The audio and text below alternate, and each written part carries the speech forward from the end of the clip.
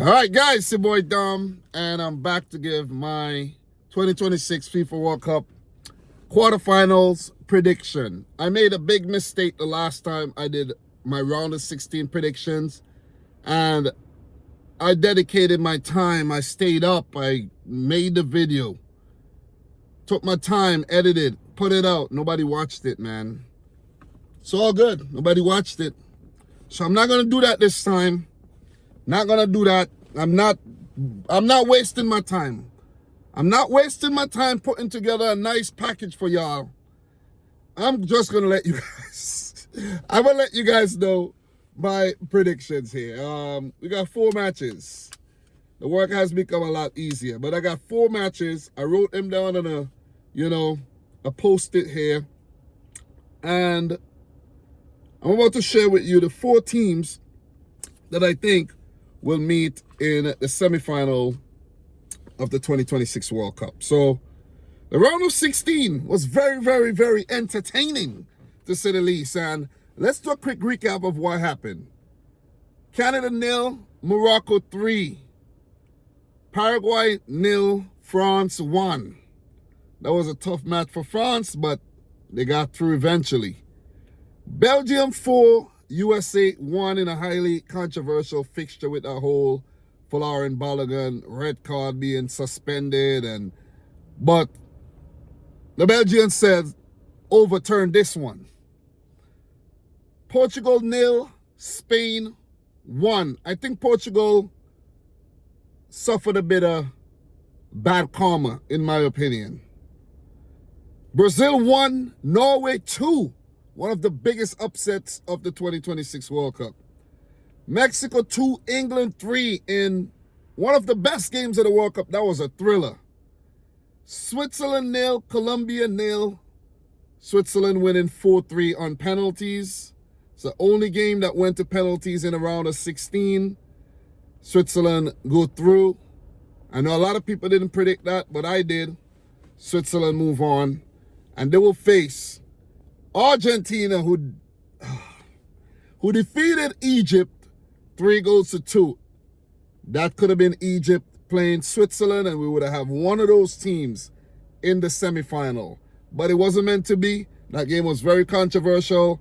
But at the end of the day, man, if you didn't watch the game and you don't know anything and you have no context, Argentina came back from being 2-0 down to defeat Egypt 3-2. So, all the teams that are in the quarterfinals, they fought hard. And at the end of the day, it's fair to say they deserve to be where they're at. Because the teams that got eliminated, the 8 teams that got eliminated, made mistakes along the way that allowed the other team to persevere and prevail. So let's talk predictions here. I didn't do no head-to-head. I didn't do no history or none of that. I'm just going off my knowledge of the tournament and how I feel about both teams and from what I saw.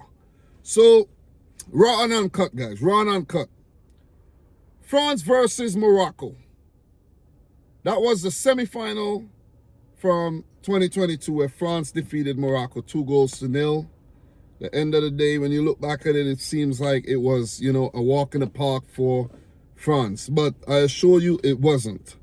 So, France, they're on course to make the finals 3 times in a row. And I'm hesitant because I'm thinking, are they going to get past Morocco?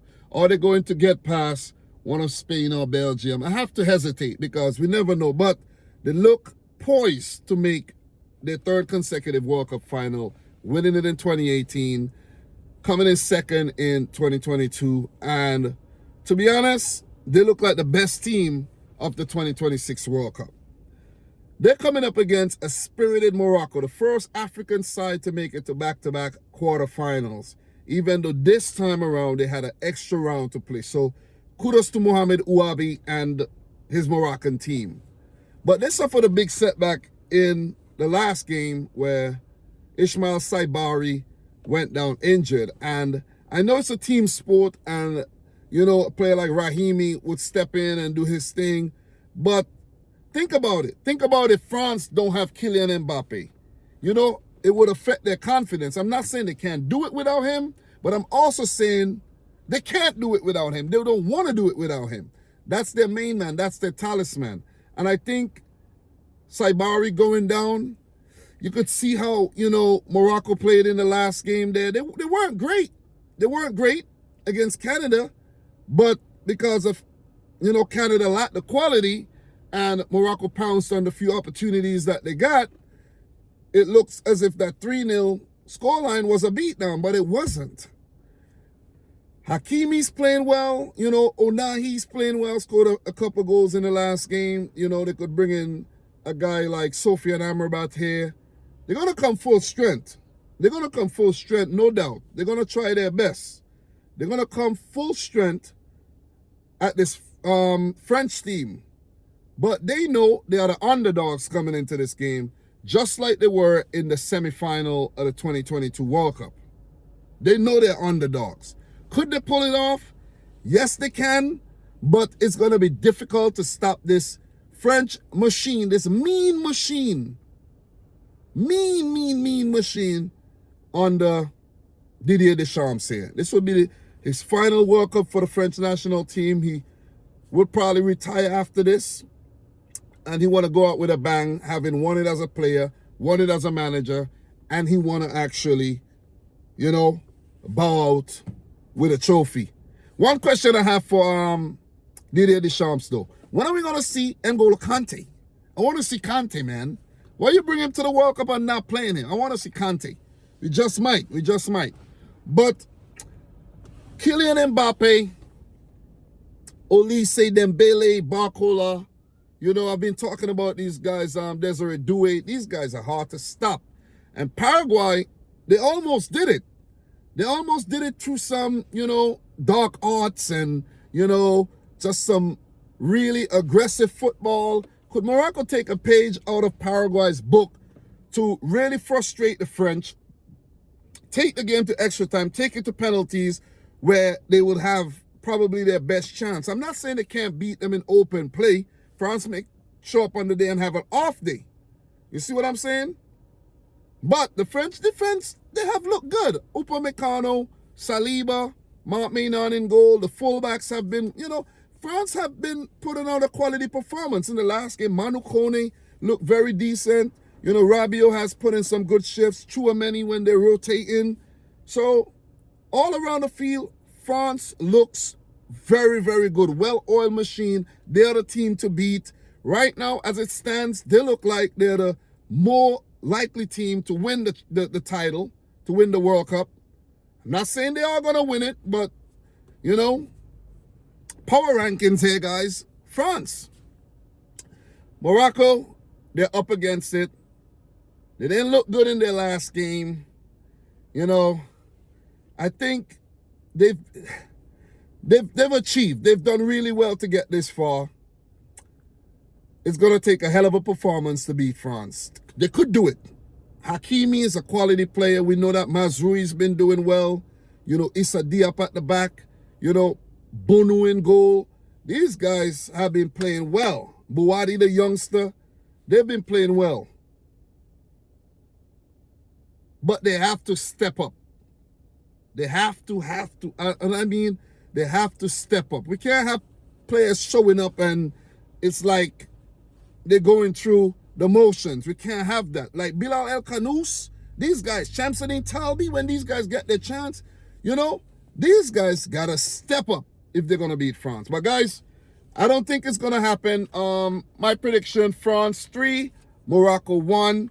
France to go into the semifinal to face one of Spain or Belgium. It's going to be very difficult to stop Mbappe. You don't know if that might be the day Dembele decide to show up and show out.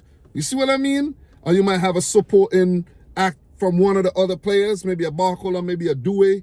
We don't know what's going to happen, but what we know is the French team, they're going to come out and they're going to want to knock your heads off. That's what we know. They're hungry for this. And that's what I admire about, you know, guys like Mbappe, Michael Olise, and co. These guys are hungry. And they have shown with the results. So, 3-1 to France. Maybe Mbappe with a brace. Him and Messi in the golden boot race. Erling Haaland is there as well. You know, Harry Kane might want to put his name in the hat. So France 3, Morocco 1. Quality performance, you know, overall by Morocco at another World Cup. But I think it'll be just a bit too much like 2022 to get past France. Guys, let me know your predictions down below. Let's keep it moving, man. Spain versus Belgium. It's a little too long-winded with that one. I don't want to be super, super long-winded, but Spain versus Belgium. Belgium getting past the USA. Very convincing win. Spain, not super convincing against Portugal. And this one is a good one. I'm not going into the head-to-head or anything. You know, I don't care about the head-to-head before the tournament. Forget about that. That goes out the window right now. We're talking about the now.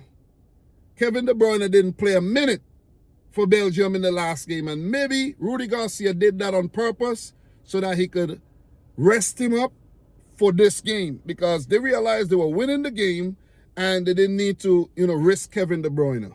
Lukaku came off the bench. Maybe we see a Lukaku from the start, or maybe he's more effective off the bench. But we know in this game, Unai Simon is going to be tested. It's not like against Portugal when he hardly had anything to do. This is a different, listen, Belgium, after the escape there against Senegal, they have become a different beast. They look like a whole rejuvenated, revamped, renewed in spirit type of team. And I won't take them lightly. I really, really won't take them lightly here. Spain, who in the last World Cup got knocked out in the round of 16 by Morocco. Belgium didn't even get out the group.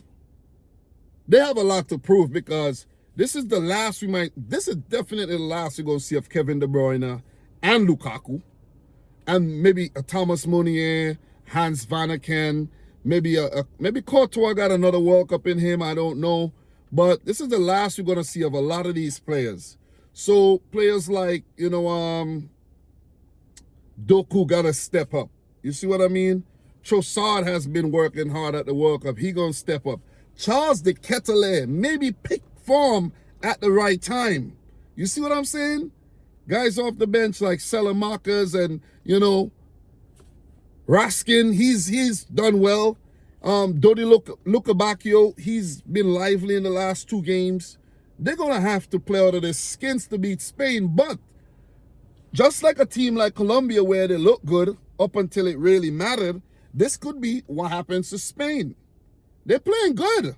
But in the last game, Oyarzabal looked like a shadow of, you know, himself from the previous matches.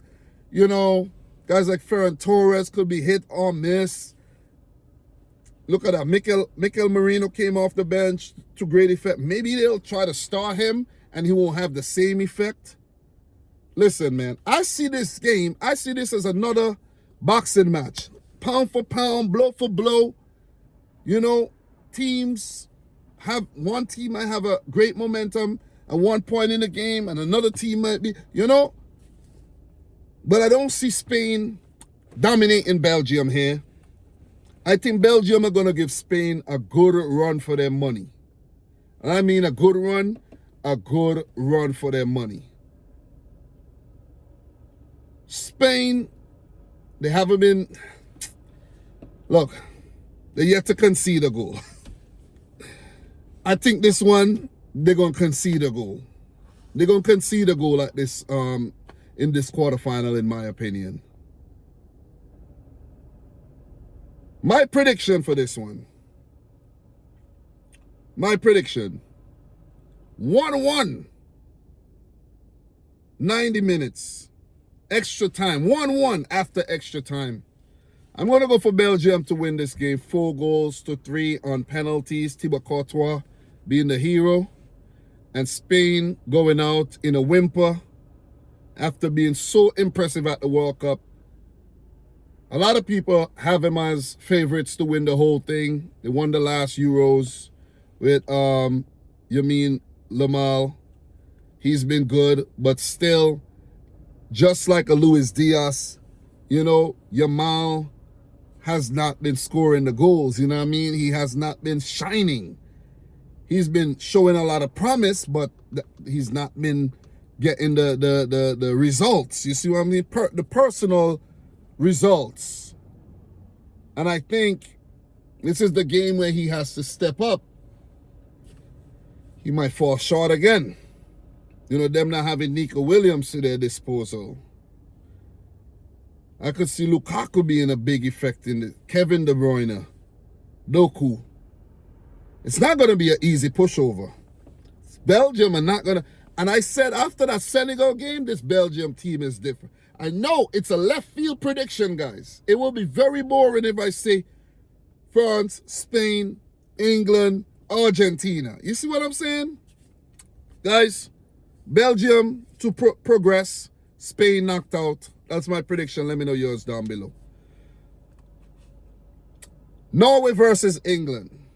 Well, England, they've been made to suffer. I'm telling you, suffer in their last couple of games.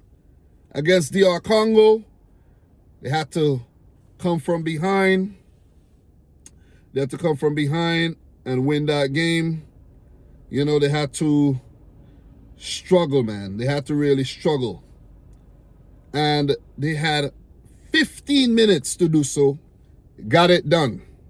Harry Kane. In the game against Mexico, Mexico looked like they were in the ascendancy, and then against the run of play, pretty much, England, bang, bang. That was a hell of a game. That was a hell of a game. England going down to 10 men.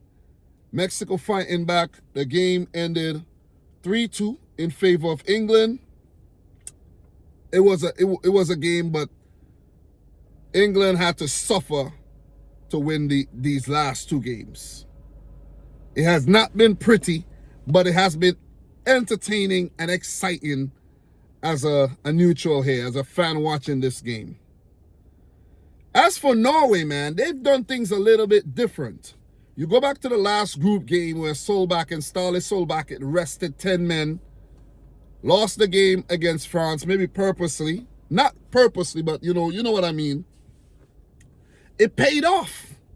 It paid off because they knocked over Ivory Coast, push them away, and face an improbable task.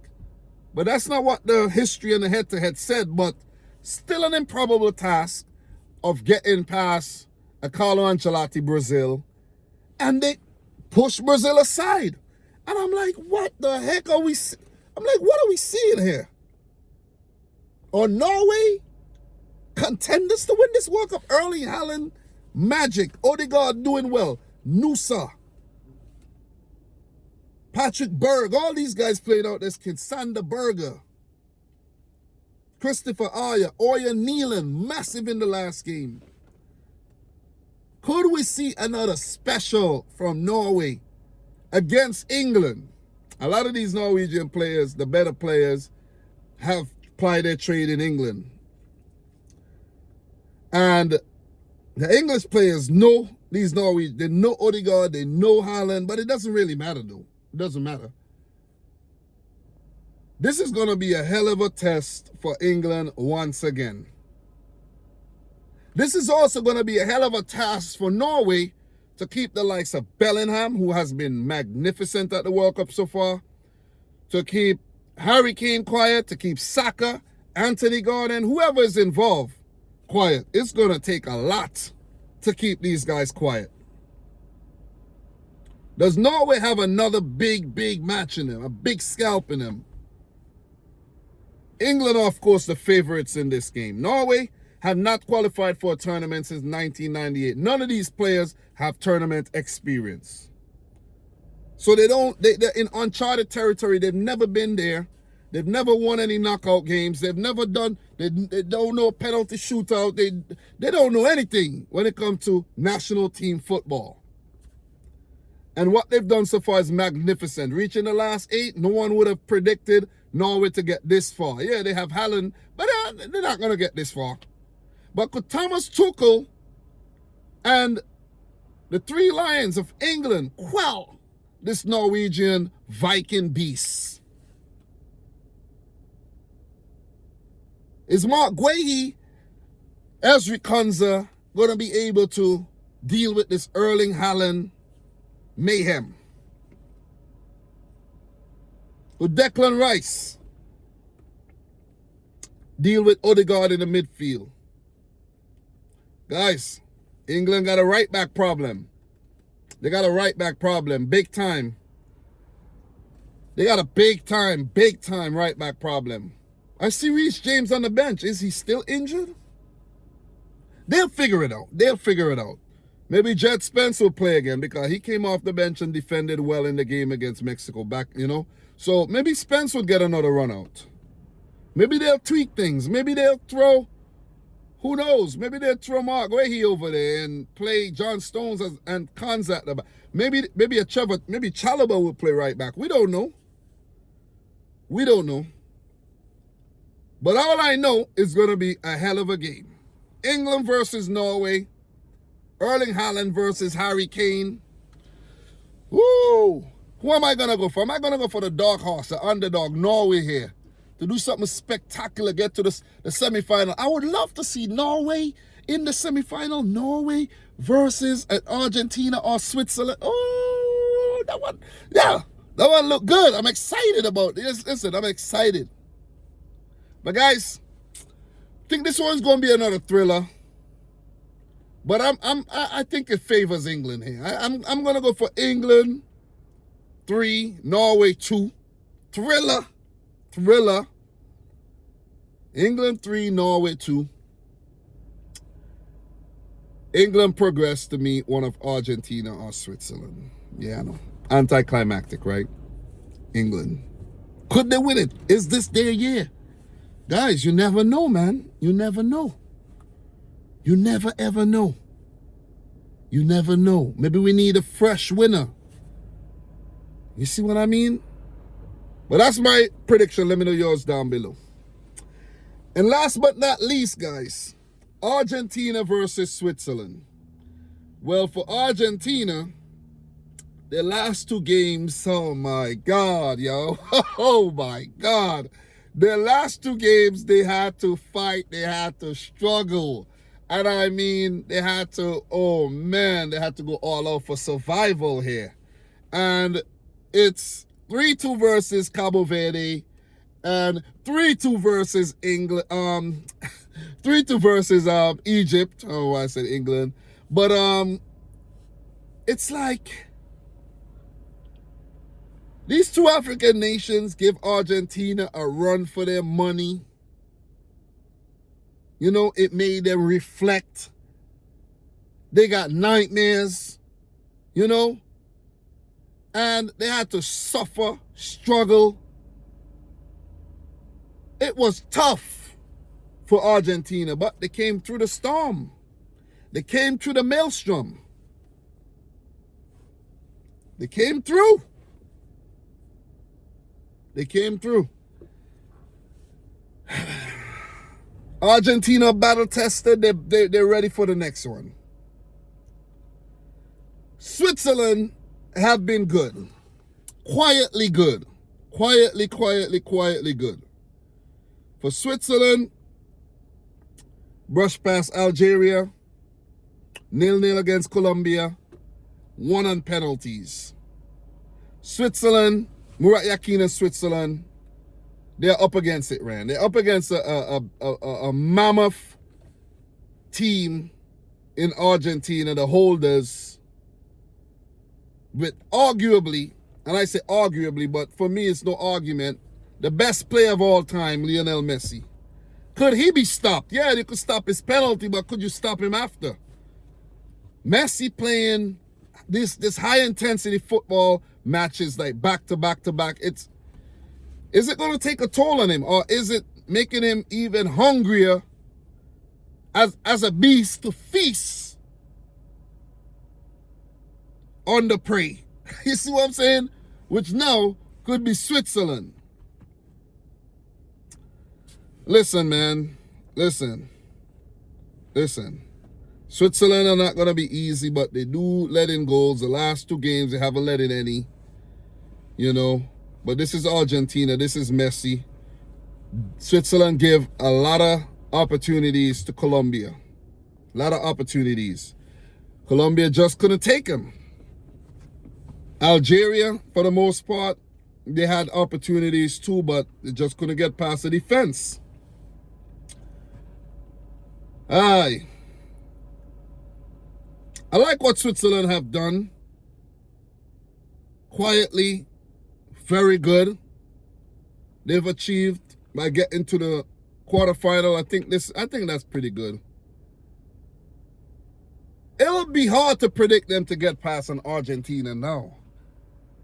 It would be really hard because CONMEBOL versus UEFA 2. The African teams couldn't do it. After almost doing it, could the UEFA team do it? Or is the UEFA team going to prove to be easier for Argentina? Guys, predicting games, it ain't easy. Analyzing, it ain't easy. Try to do it and you will see exactly what I'm talking about. But I think after what Messi and Argentina have gone through for the last 2 games, you know what I mean, they'll be highly motivated to go into this one and not go through that again. But it might be another very close one. Switzerland, they have a lot of threats in Embolo, Dan Ndoye, Ruben Vargas, Reader, now introduced. I think they will miss Manzambi. Let's see if Manzambi will be available for this game. I hope he is because I want to see the best of Switzerland versus the best of Argentina. Could Nico Elvedi and Manuel Akanji, Granit Xhaka, Remo Freuler in the midfield deal with Messi and co? You deal with Messi, you negate the Messi factor, and you win the game. You nullify the Messi factor, you win the game. But could he be stopped? Could Messi be stopped? That's the thing, and I don't think he could be stopped. I do not think the Leviathan by the name of Lionel Messi could be stopped. Cannot be stopped. You stop Messi, you win the freaking game. You stop Messi, you win the World Cup. You probably win the whole thing. If you get to the final, you stop Messi, you win the World Cup. It's unstoppable, man. If Messi and Argentina gets to the final, it will be unstoppable force versus immovable object. That's what it's going to be. Is it going to be France versus Argentina again? Because these 2 teams are looking like the best teams. When adversity is thrown their way, they persevere. Still. Guys, with that being said, my prediction, Argentina 2, Switzerland 1. I think Argentina are going to score 2 goals. Switzerland are going to fight back, get 1. Or maybe Switzerland score first. The game's dying. 75 minutes, Argentina, bang, bang. It could be that. Maybe 80 minutes, Argentina come back, win. But I think Argentina will prevail. So I'm going to go for England-Argentina semifinal and a France versus Belgium semifinal. Let me know your predictions down below. I'm your boy Dam. Subscribe if you're new. Like the video if you haven't yet done so. And I'll tell you my next one. Peace out. Rich squad. That's it. That's done. And I don't think I could have done a better job if I waited and I did any kind of research and wrote down notes or anything. I don't think I could have done a better job. I don't. So I saved myself some, another sleepless night. Seriously. But guys, enjoy the World Cup and we talk.